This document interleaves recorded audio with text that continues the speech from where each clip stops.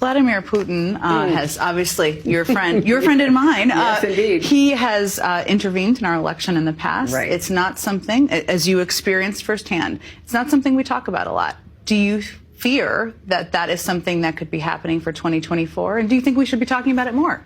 Well, I think we should be talking about it more because I don't think, despite all of the deniers, there's any doubt that he interfered in our election or that he has interfered in many ways in the internal affairs of other countries, funding political parties, funding, political candidates, buying off, government officials in different places. So that is his opus, his opus operandi, in the sense that he hates democracy. He particularly hates the West, and he especially hates us.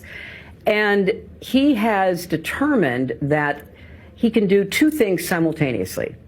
He can try to continue to damage and divide us internally, and he's quite good at it. And sadly, he has a lot of apologists and enablers in our own country, people who either don't see the danger or dismiss it out of hand, or maybe agree with some of the positions he's taken on certain things, including his barbaric invasion of Ukraine.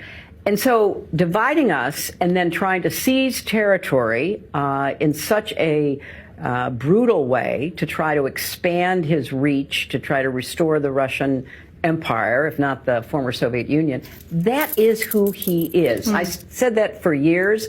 Part of the reason he worked so hard against me is because he didn't think that he wanted me in the White House. So we are where we are, and part of the challenge is to continue to explain to the American public that the kind of leader Putin is, this authoritarian dictator who literally kills his opposition, kills journalists, poisons people who disagree with him, invades other country, interferes with our election.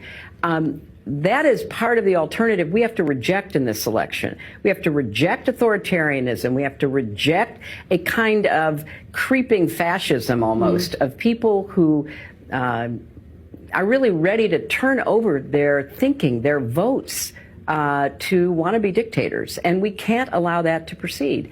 So I think it's fair to say that you have a tough job, because you have to talk about what's happening in the news, but you also have to keep people's eyes on what's right behind the horizon. And I fear that the Russians have proved themselves to be quite adept at interfering, and if he has a chance, he'll do it again.